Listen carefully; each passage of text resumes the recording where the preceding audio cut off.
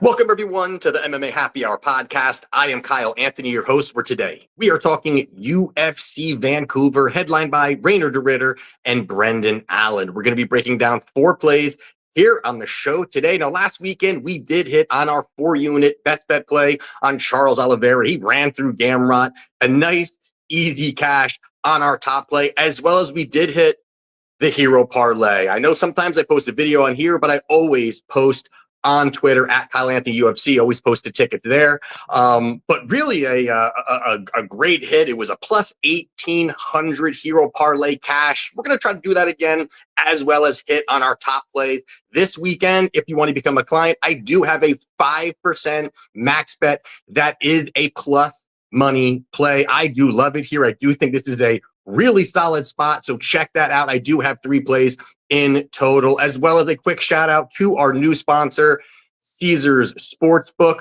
For those of you that do not have that and are a new user, click the link down below. You bet $1 or more and you receive $25 boosts.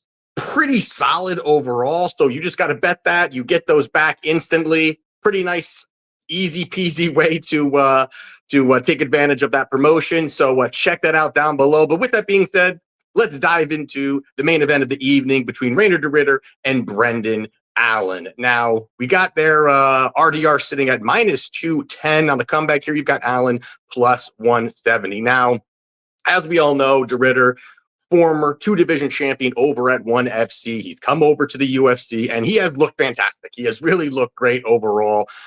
Going out there, a 4-0 run in the UFC, and recently going out there and beating Robert Whittaker, which I thought was an absolutely fantastic fight for him overall. You know, he got through adversity, and that's something I think really was important for him in this fight, was answering a few questions. You know, him coming into the UFC, people kind of question his cardio, question his striking, that unorthodox style that he does have. And, you know, a lot of that really, is this guy really, the next big thing in the division? And he has shown it there. You know, he answered the questions on his cardio, his durability, his toughness. You know, he gritted out some really tough spots against Whittaker. And, Whittaker, former champion, elite level fighter, and going out there and getting the job done, I thought was impressive. Now, RDR has multiple advantages in this fight, and really, over most opponents. He's just a very tough stylistic matchup here. But one of the biggest things for him is his size. He is massive for this division overall, and he really leverages that size very well. As I was saying, kind of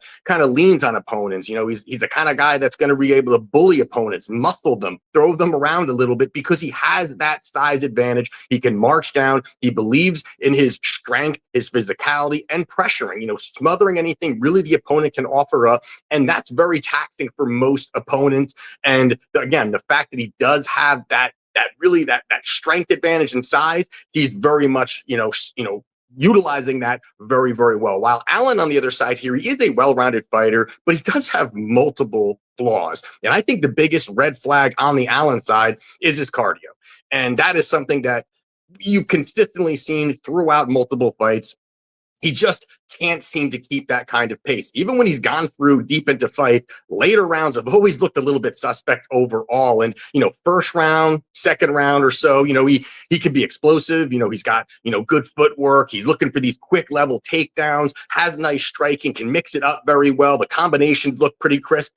And as this fight wears on, he absolutely slows down. It's something that, it's when, it's almost like with glass chins. When somebody has a glass chin, you can't really fix glass chin. When somebody has bad cardio, it's very tough to all of a sudden have great cardio. And it's just that's kind of just how it works here. And that's a situation here for him, is that after, that first round, striking gets sloppy, takedowns get a little sloppy. He starts to be a little bit more vulnerable in spots here. And now you've got to add in the fact that this is a short notice fight also for Allen on top of that. And that, as we do know, we talked about it last week when we did cash on Charles Oliveira, is these short notices. Now, short notice fights are not all created the same, but you're not coming in an optimal, position here. Obviously, the line here is much different. There it was a pick 'em. Here we're talking a 2-1 favorite for RDR, but he's not coming in top physical condition here, and that's a very bad sign for a guy who already has cardio issues. Now, I do think that Rainer's style is just can nullify a lot of the things that Allen does well. We're talking about the wrestling. We're talking about the grappling. I do think that RDR finds the advantages there. I think in any of those situations, he will get the best of it. And that's going to really cause a lot of problems here. And even on the feet, he's very unorthodox. He's very awkward movement, awkward striking. And again, that's tough to prepare for. It's tough to, have anybody in your gym who's going to really mimic those kinds of movements overall. And I do think, again, you've got RDR who has a full camp. He's fully prepared for this. I really think this is a spot where RDR is going to be able to go out there, find takedowns, get top control. I think the first round or so could be close, but I think as this fight goes on, I think the upside of RDR finding that finish continues to materialize, more and more of an opportunity for it. And in this spot here, you've got RDR sitting at -210. You can get him now inside the distance at a pick'em price tag. I think he finds that finish here. I do think that it's going to materialize in a very tough fight early, but I do think he picks it up. So I'm going Rainer de Ridder to get the job done inside the distance at -110.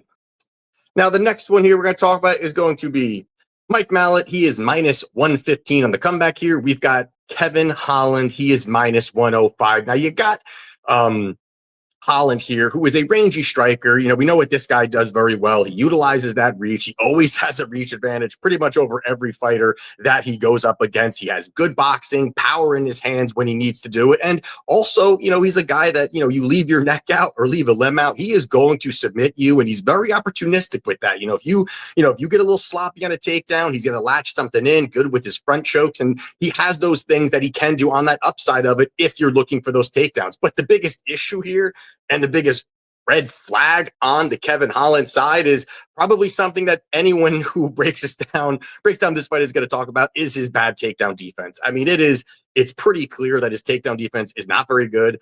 He does struggle with it. And not only just the fact that he struggles defending the takedowns, but he also has an inability getting back up. Once he's taken down, he's kind of throwing up these low percentage submissions off of his back. Yeah, sure.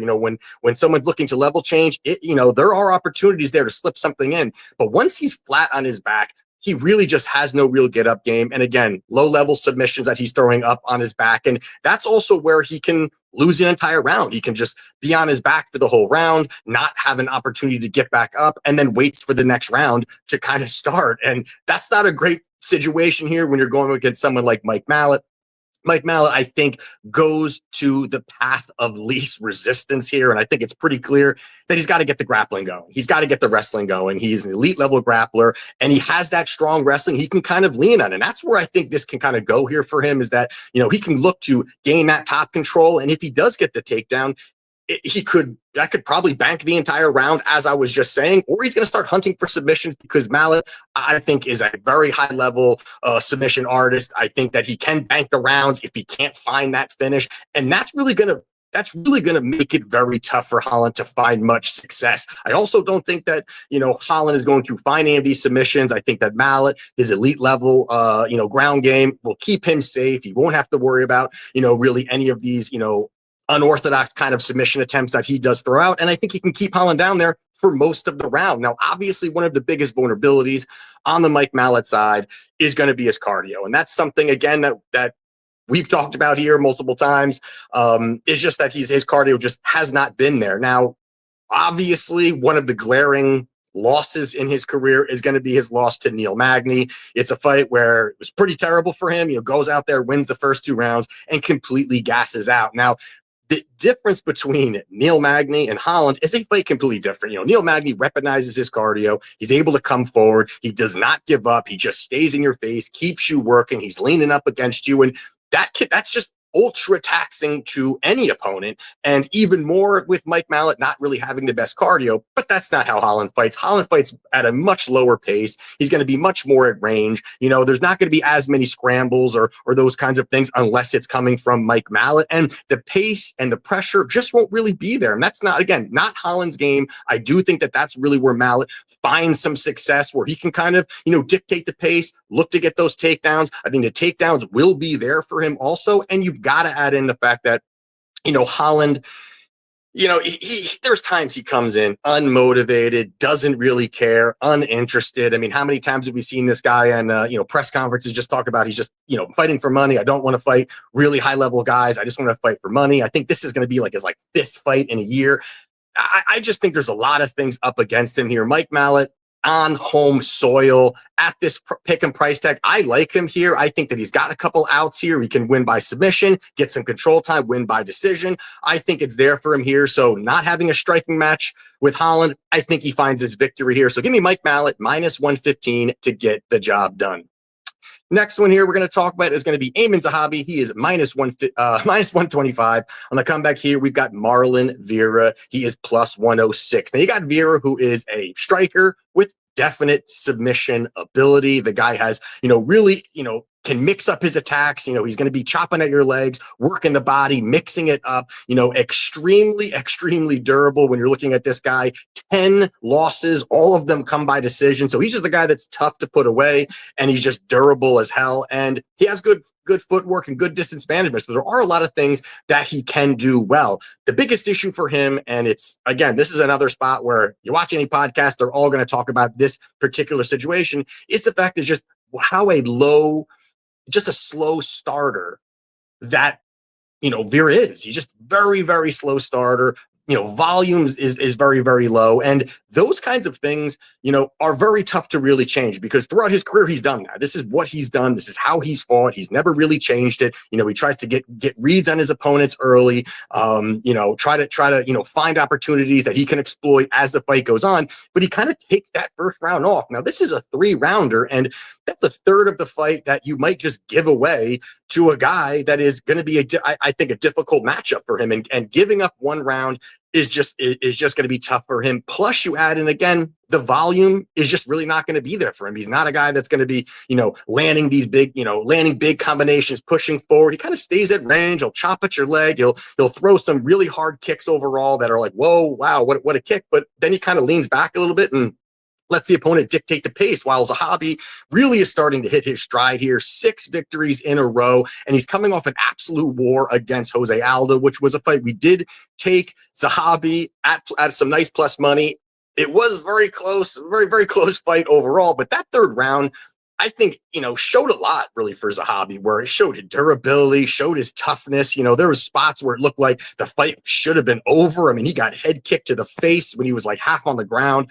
Really, impressive stuff to kind of come back from that, get Aldo down, and then land some big shots and find the victory. So I think that having that step up in competition, even though Aldo was, 1 foot out the door, he looked like he was ready to go in that fight. I mean, he came out as an Aldo, guns blazing, throwing hard, moving forward, couldn't put Zahabi away. And then Zahabi kind of took over as the fight went on. And that proves that he's a durable guy. And I think that says a lot really about Zahabi. But this fight really, I think, more or less comes down to, a minute winner versus a moment winner. And, and you've got the moment winner is definitely going to be Vera. And we've seen in many of his fights that he needs those big moments, whether it's a fight that he's losing and then he lands a big shot and gets the knockout, or he's losing the round and then lands, one big shot, drops his opponent, and then he gets the round. So he's needed those types of things to kind of happen for him in order to find any kind of success here. And he can fall behind in fights very quickly, again, giving up a round and all of a sudden needing the next 2, or giving up minutes in a fight because he doesn't have that volume, and then he's landing the shots now. So I think Zahabi is the better minute winner here. I think his boxing is pretty sharp. I think he can move forward. I think he's very defensively sound as well. And you've got Vera, who is, very hittable in the pocket, as well as a negative striking differential. Again, he's willing to take the shots because he can take them. He's got the chin to take them, but it doesn't help on the scorecards. And that's where I think you can get Zahabi starting to find some success as this fight goes on. And over, although Zahabi is the older guy, Vera's taken a ton of damage over the last few years in his career. Some great fights that he has had, but he has taken a ton of damage. Over his last 4 fights, he's 1-3. Yes, he's faced high-level guys, but it wasn't really the greatest showing. In June, he pulled out of a fight. He had an injury, so there are a lot of things I think kind of up against Vera at this point here. And I think, again, another Canadian, I think that Zahabi is able to go out there, land the better shots, be the better minute winner here, pick up some rounds, and really make it very difficult for, Vera to have these big moments. So give me Amin Zahabi here, -125 to get the job done. And the last one here we're going to talk about is Charles Jourdain. He is -175 in the comeback here. We've got Davy Grant. He is +135. Now, Jourdain is one of those high risk, high reward type of fighters. He is going to be, it's extremely volatile when he is in the cage. He has extremely versatile combinations, jumping knees, spinning stuff. He does all kind of, acrobatic type of flashy moves. And again, sometimes it pays off for him and sometimes it doesn't, but a lot of times it can leave him in very, very, iffy situations where he doesn't land the big shot or he doesn't really find the opportunity to get some control. And he's the guy that all of a sudden is at the disadvantage in those spots. So it is interesting to kind of see how that plays out. Now, Davy Grant on the other side here is 39 years old, 10 years older than Jourdain, but he is 4-1 out of his last 5. And, his only loss is to Daniel Marcos, which was a fight he probably should have deserved to win. So he kind of should be on a 5-fight win streak, but he's a crafty vet, longtime UFC vet. And, although he's beaten, lower level talented guys, he's still getting the job done late in his career. But what I like here is I do like Charles Jourdain, but I like Charles Jourdain double chance by submission or by points. And that's sitting around pick'em +105. I like that spot here. When you look at kind of the situation, how it plays out, the last knockout win for Charles Jourdain was in 2021. The last 5 wins for him were either submission or by decision. And out of the 7 losses for Grant, none of them are by knockout. He's never been knocked out in his professional career. That's one of the best attributes of Grant is he's just tough. He's durable. He's willing to take the shots and move forward. And I don't think that Jourdain is going to have the ability to land those big shots, find that finish here. And I think Jourdain on the feet definitely has the faster hand speed, better combinations, better footwork. I think, Davy Grant is a little bit slower, a little bit more plodding, again, at this particular point in his age. And again, you do see that there are opportunities where Jourdain will all of a sudden latch something in a clinch or in a scramble. And I think that's kind of how this plays out here. So in this spot here, I am going Charles Jourdain double chance bet, which is submission or by points, +105 to get the job done. So there you have it for my plays for UFC Vancouver. If you want to become a client, link down in the description. Again, I have a 5% max bet at plus money. 2 other plays in there, so 3 plays in total right now. Again, we'll be adding to that, getting to that 5 or 6 plays by fight night. And again, if you have not used Caesar Sportsbook, check down at the link below. And let's keep this going, man. We're cashing, we're feeling good, and I'll see you guys next week. Let's cash.